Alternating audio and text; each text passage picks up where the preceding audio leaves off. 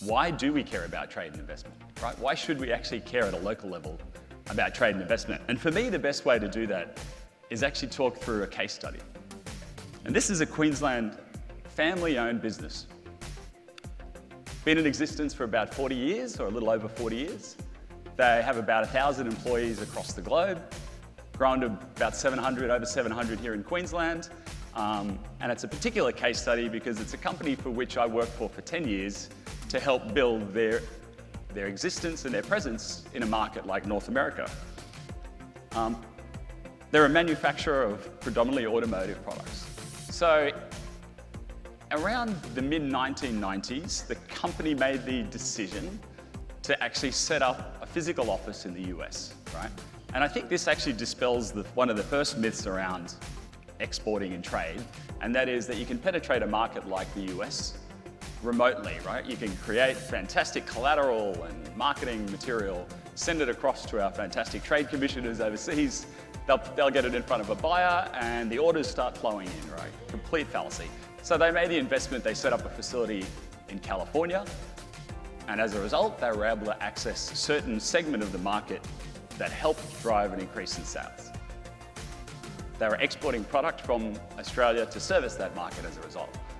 Over time, we realized that in order to access additional market segments within the US, we actually had to set up further capabilities in the US. There were certain customers that demanded that we had engineering and research and development capabilities in the US market. So we made the investment to actually set up those facilities in the US.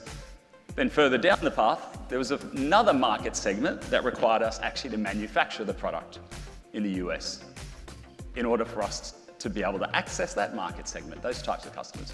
So you might be looking at this and going, well, how is this helping domestically? This company is offshoring jobs, there's jobs going overseas, they're setting up facilities, they're setting up R&D and engineering. But take a quick look at what happened here in Australia during the course of that time.